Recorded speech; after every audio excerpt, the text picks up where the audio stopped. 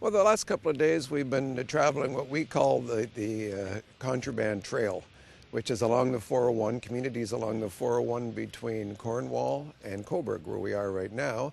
Going into those communities, speaking to journalists, television stations, radio stations, speaking to convenience store owners, politicians, and just regular citizens, talking to them about the issue of contraband tobacco sales in their neighborhoods and in their cities, the problems it causes, the detrimental effect it has on their economy, and asking them what their thoughts of the issue are, and asking for any thoughts they may have as solutions to solve the problem. And we're certainly outlining some of the solutions we think need to take place.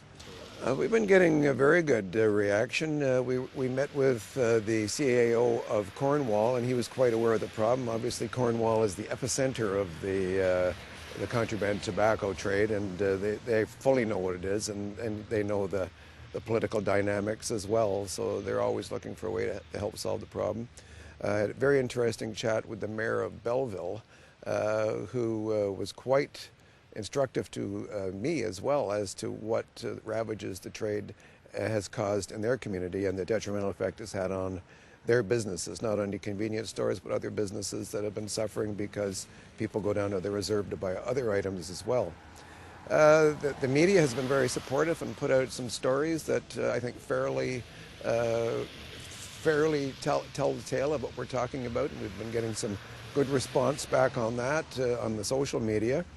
The convenience store owners have been very happy to see us, happy that we haven't forgotten about them and forgotten about their plight, because we are also working on their behalf, trying to help them out, because they're working on an unfair playing field, whereas they're held to very strict guidelines in regard to selling cigarettes to minors, which we fully support, because the goal is to reduce teen smoking.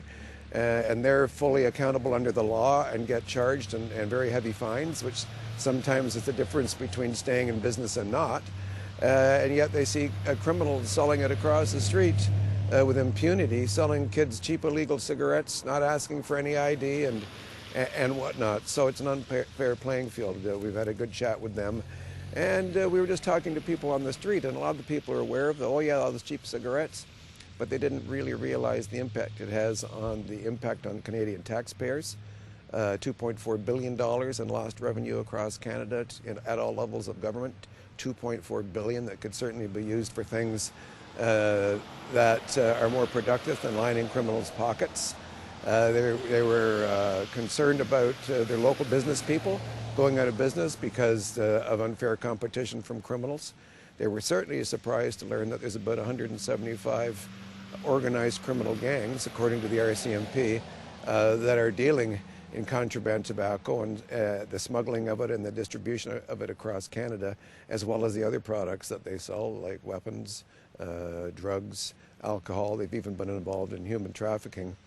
And they're mostly disturbed about the fact that our young people are getting access to cheap illegal cigarettes, learning that it's okay to break the law, and learning that you can circumvent the law and any government initiatives and regulations that are intended to stop you from committing smoking. And some people that weren't smokers thought that their kids were safe from this because of the government regulations, and yet they find out that these kids can get cigarettes from another source.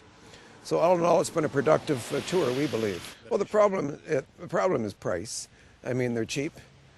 They're not regulated, but they're cheap. And for some people, that's all they see, saving money off the tax man.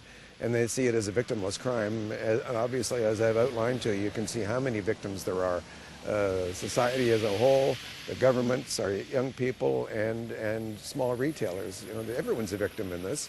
And that's basically the only reason people buy them. It's not because they're great cigarettes, and I don't know what a great cigarette is or isn't because I'm a non-smoker. But RCMP laboratories have found feces in these things, insecticides, larvae, and they're not regulated. And whereas no cigarettes are good for you, the legal cigarettes, if you will, are one of the most highly regulated industries in Canada. No one's going to suggest that they're good for you, but at least they're regulated to government specifications. These are just totally under the radar screen, and the money strictly goes to criminals, nobody else. No health dollar going anywhere. nothing going into infrastructure, nothing going into law enforcement, nothing going in to pay down the revenue. What you're really paying for is the criminals' speedboat, luxury cars, and all the other stuff and trappings that come with being a criminal. Some of the regulated manufacturing factories and enterprises on native land are regulated in the sense that, yes, they can manufacture the cigarettes, yes, they can sell them on the reserves, and as long as they pay a federal excise tax, which they do, and that's the ones that are what I would say legal factories on native lands. But once someone comes in and starts taking them off native lands, whether it's one carton, just going for personal use, it's still against the law, but what's happening, the problem is people are buying vans full and bringing them and selling them at work or selling them, to neighbors and friends and whatnot. And that's the tip of the iceberg, because there's 50, according to the RCMP, 50 unlicensed, illegal tobacco manufacturing plants in Canada, and they're not paying any excise or pretending to pay attention to any type of regulations. And they're the organizations and the criminal organizations that are smuggling it across, either to the smoke shacks, smuggling it across the river and putting it into the hands of the organized crime gangs and being distributed across Canada. Used to be mostly a Quebec and Ontario problem. Now we've had major seizures in Manitoba and Nova Scotia, so the problem is growing. The RCMP has been doing great work, have been seizing millions of dollars worth and millions of these contraband cigarettes. They have a warehouse full of them, and yet even by their own estimates, they're only getting 5% of the stuff that's getting into the province. So it's a problem that's growing, and it doesn't seem to be going away unless we take some stricter measures. I'd just like to say there has to be increased enforcement issues. I'll say this again. There has to be some increased enforcement initiatives, as well as public awareness initiatives, so that people, the average citizen that's not really, concerned or aware of this detrimental and scourge of the contraband trade, understands just what type of effect it's having in the community. As far as the enforcement is concerned, it needs to be stepped up. There needs to be more powers. And that was echoed today or yesterday in the report that came out by Mr. Drummond, who was commissioned to find ways to basically save Ontario's economy. And one of the recommendations he made is that there would be a comprehensive, consolidated effort to try and enforce the laws against the contraband tobacco trade.